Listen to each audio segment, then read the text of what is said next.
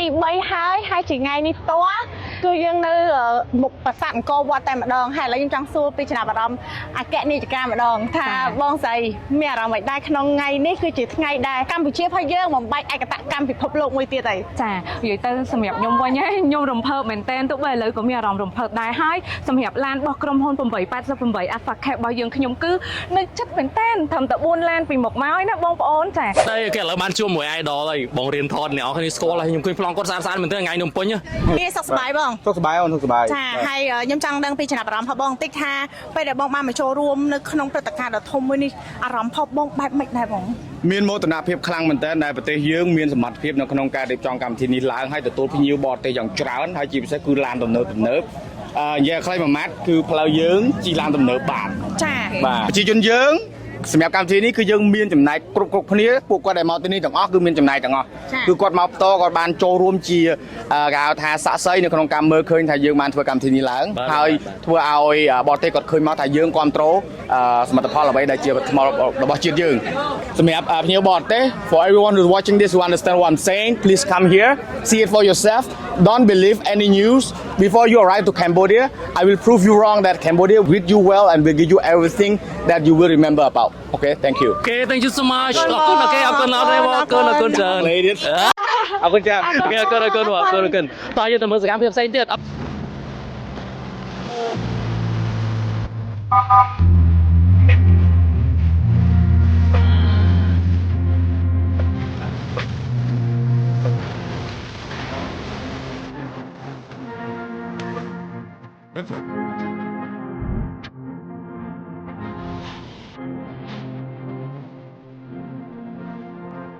Hello sir.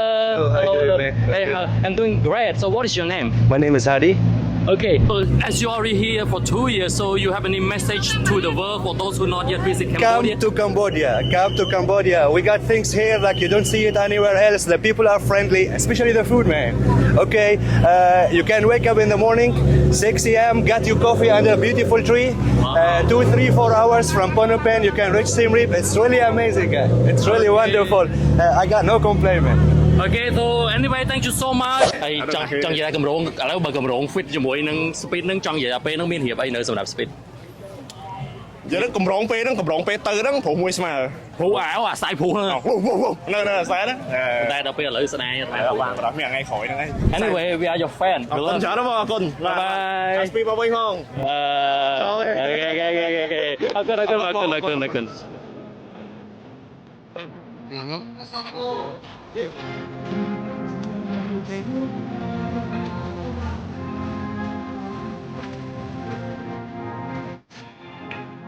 នៅទាំងអស់គ្នាឥឡូវនេះហើយយើងកំពុងតែរក countdown ហើ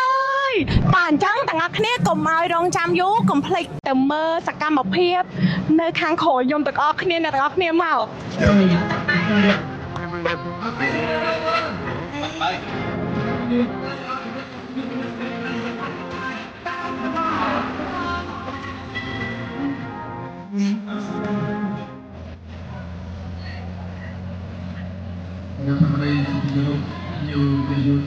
ចេះសប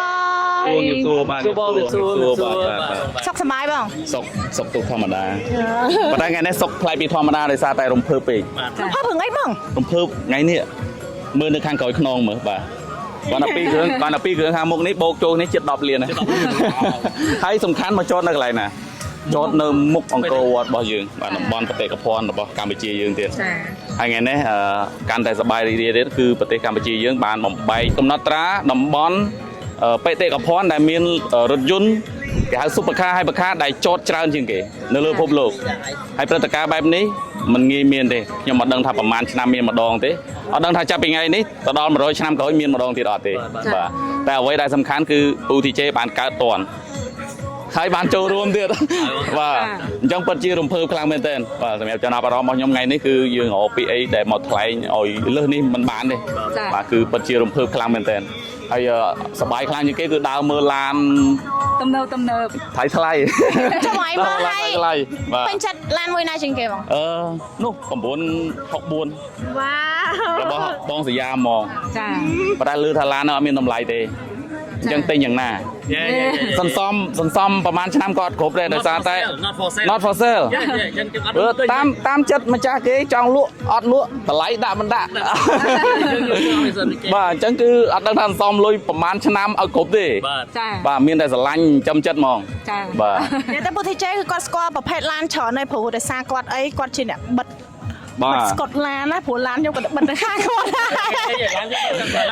រ បងឡានណាដែលបងធ្លាប់បិទតែបងគិតថាថ្លៃជាងគេម៉ែអីគេ បូកាទី អូខេទៅបងរត់បិទបូកាទីទៀត បាទ អូខេបងមកដល់ពូ TG តិចអ្នកដែលមានឡានស្គាល់ថ្លៃអាចជើញទៅបូកាទីបាទ បាទនេះបូកាទីនៅ2គ្រឿងខាងមុខនេះឯង ចង់និយាយថាឥឡូវ TJ ជួសុំខ្ញុំ3គ្រឿងធ្លាប់បិទនៅបង TJ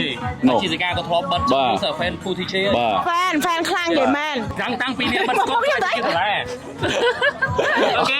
អត់អីសូមចាប់អារម្មណ៍បងប៉ុណ្ណឹងអរគុណ បាទអរគុណ ច្រើនអរគុណ បាយ ហើយអ្នកទាំងអស់គ្នាឥឡូវនេះ